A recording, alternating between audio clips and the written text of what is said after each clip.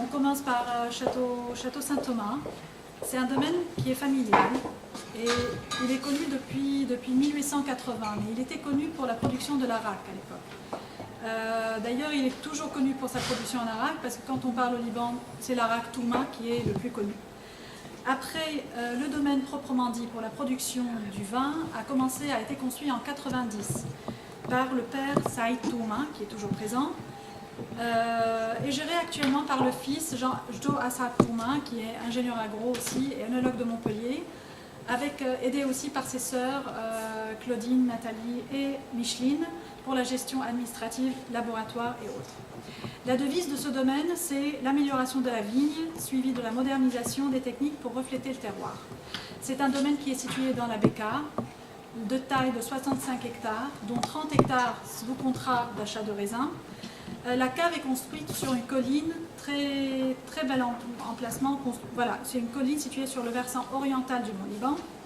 La production annuelle, elle est de 450 000 bouteilles, dont 65% qui part à l'export.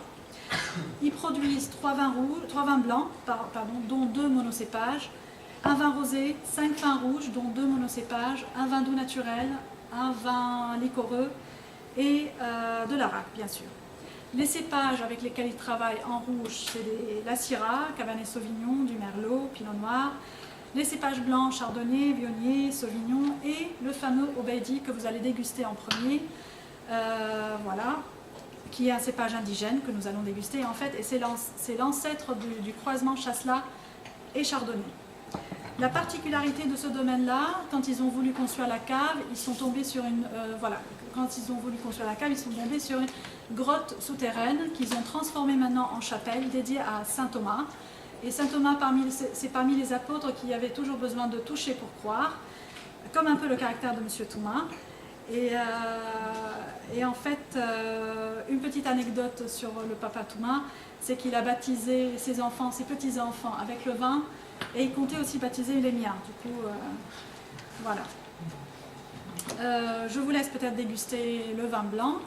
Alors, comme on avait dit, c'est un Obeidi 100%, c'est un ancêtre du croisement Chasselas-Chardonnay. Voilà. Jadis connu pour la production de l'arak à cause de son fort rendement. Par contre, des travaux très récents ont fait en sorte d'étudier ses aptitudes œnologiques. Et là, ça se développe vraiment de plus en plus au Liban comme un cépage indigène. Ce vin, il fait partie du projet Wine Mosaic qui vise aussi à promouvoir les cépages indigènes et d'en trouver aussi d'autres. Parce qu'il n'y a pas de raison pour qu'on ne trouve pas de la vigne indigène qui a des aptitudes œnologiques. On connaît pas mal pour le raisin de table, mais je suis sûre qu'il y en a pas mal aussi pour le raisin de cuve. Alors, pour parler de ce vin-là, la fermentation, c'est une fermentation contrôlée à basse température, l'élevage plutôt réducteur en cuve inox pendant plusieurs mois, pas de fermentation malolactique. Le potentiel de garde, il est de 2 à 3 ans, et ces vins, en fait, tous les vins de la gamme Clos Saint-Thomas sont présents à la cave Prestige de Bulle pour ceux qui sont intéressés, et c'est à Pessac. La gérante ou la propriétaire de cette cave s'appelle Mounar Sen, qui est une grande amie de la famille Thouma, et vous allez trouver toute la gamme de vins chez elle. Le Obeidi est vendu à 16 € pour l'information.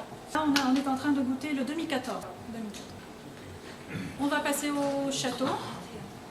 On est en train de déguster là un château 2008, château Saint-Thomas, pardon. La première production du château Saint-Thomas, elle est en 98, c'est la première étiquette qui est sortie en 98. C'est un vin qui provient d'une sélection parcellaire, des parcelles situées à plus de 1000 mètres d'altitude. C'est un assemblage de merlot, Cabernet Sauvignon et Syrah. Le rendement entre 30 et 35 hectolitres à l'hectare. La fermentation, elle s'effectue dans des cuves thermorégulées. L'élevage en barrique du chêne français, barrique neuve pour 18 mois et après de 10 à 12 mois en bouteille. Le potentiel de garde selon des millésimes, et ça existe les millésimes aussi au Liban, il y a une différence entre millésime et un autre, ça varie entre 15 et 20 ans. Et le prix moyen de cette bouteille-là est aux alentours de 25 €.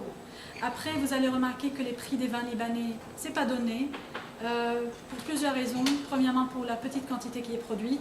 Deuxièmement, c'est que vraiment le coût de revient il est très élevé, vu que tous les intrants, tous les produits qui rentrent dans la production sont importés. Il n'y a que la vigne et la main-d'œuvre. C'est ce qui fait que le vin est assez cher relativement à d'autres. Après aussi, c'est la quantité. Voilà.